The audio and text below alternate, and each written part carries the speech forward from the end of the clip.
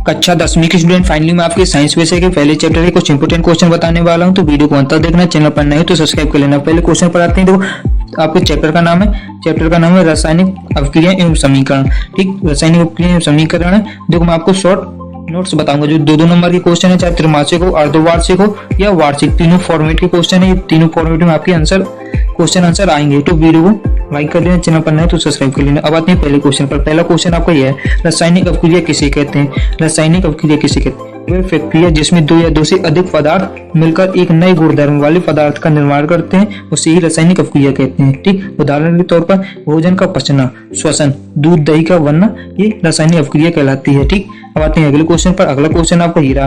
देखो रासायनिक अवक्रिया दो प्रकार की होती हैं। कौन कौन सी? अविकारक, उत्पाद। ठीक, दो प्रकार की होती है। अविकारक किसे कहते हैं? ऐसे पदार्थ जो रासायनिक अवक्रिया में भाग लेते हैं उसे ही अविकारक कहते हैं, जैसे C+O2।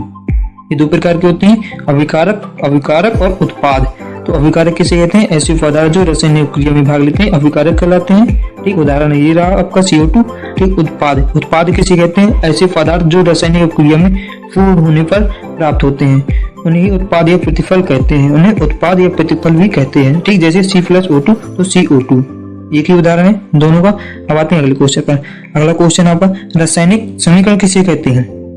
इन दोनों के बाद आएगा रासायनिक समीकरण। तो रासायनिक समीकरण किसे कहते हैं? किसी रासायनिक अवक्रिया के अभिकारकों एवं उत्पादों के प्रतीकों को रासायनिक सूत्रों का प्रयोग करके प्रदर्शित करना ही रासायनिक समीकरण कहलाता है। देखो, अभिकारकों एवं उत्पादों के प्रतीकों को रासायनिक सूत्रों का प्रयोग करके उत्पाद को रासायनिक सूत्रों का प्रयोग करके प्रदर्शित करना ही रासायनिक समीकरण कहलाता है, जैसे 2H2 + O2। ठीक, तो 2H2O इसका आ जाएगा समीकरण। ठीक, अब आते हैं अगले क्वेश्चन पर। अगला क्वेश्चन आपका, संतुलित रासायनिक समीकरण किसे कहते हैं? किसी रासायनिक अवक्रिया में भाग लेने वाले अभिकारकों एवं उत्पादों के परमाणुओं की संख्या दोनों पक्षों में समान होती है, उसे ही संतुलित रासायनिक समीकरण कहलाते हैं। ठीक, अब आते हैं अगले क्वेश्चन पर। अगला क्वेश्चन आपका ये रहा। पर आते हैं संयोजन अवक्रिया। संयोजन अवक्रिया किसे कहते हैं? संयोजन अवक्रिया किसे कहते हैं? तो जिस अवक्रिया में दो या दो से अधिक अभिकारक मिलकर एकल उत्पाद का निर्माण करते हैं, उसे ही संयोजन अवक्रिया कहते हैं। जैसे उदाहरण के तौर पर कोयले का दहन, दूसरा जल का निर्माण। ठीक, आपको ये समीकरण जल के निर्माण का लिख देना है और कोयले के दहन का। ठीक, अब आते हैं दूसरे क्वेश्चन पर। दूसरा क्वेश्चन है, वियोजन अवक्रिया किसे कहते हैं? जिस अवक्रिया में एकल अभिकर्मक टूटकर दो या दो से अधिक उत्पाद बनाते हैं। देखो, एकल अभिकर्मक टूटकर दो या दो से अधिक उत्पाद बनाते हैं, वह वियोजन अवक्रिया कहलाती है। जैसे उदाहरण के तौर पर ये रहा आपका। ठीक, अब आते हैं अगले क्वेश्चन पर। अगले क्वेश्चन है आपका, ऊष्माक्षेपी अवक्रिया किसे कहते हैं? जिस अवक्रिया में ऊष्मा ऊर्जा के रूप में निकलती है उसे ही ऊष्माक्षेपी अवक्रिया कहते हैं। जैसे आपका प्राकृतिक गैस का दहन। ठीक, ये प्राकृतिक गैस का दहन का सूत्र है आपका समीकरण। देखो, ऊष्माक्षेपी अवक्रिया किसे कहते हैं? जिस अवक्रिया में ऊष्मा ऊर्जा के रूप में निकलती है। ठीक, ऊष्माशोषी अवक्रिया किसे कहते हैं? जिस अवक्रिया में ऊर्जा का अवशोषण होता है उसे ही ऊष्माशोषी अवक्रिया कहते हैं, जैसे ये उदाहरण के तौर पर। ठीक, अब आते हैं अगले क्वेश्चन पर। अगला क्वेश्चन आपका, विस्थापन अवक्रिया किसे कहते हैं?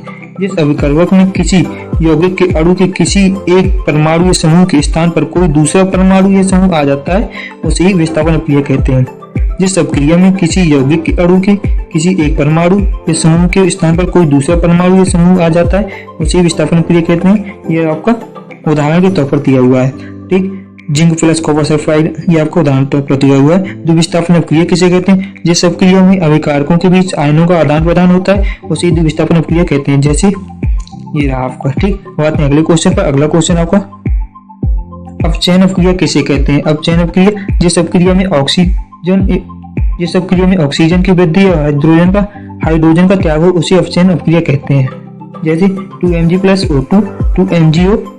ये आपका समीकरण पूरा दिया हुआ है उपचयन अवक्रिया का। और अब आते हैं अगले क्वेश्चन पर। अगला क्वेश्चन है, अपचयन अवक्रिया जिस अवक्रिया में हाइड्रोजन की वृद्धि या ऑक्सीजन का त्याग हो उसे ही अपचयन अवक्रिया कहते हैं। उदाहरण के तौर पर ये रहा आपका।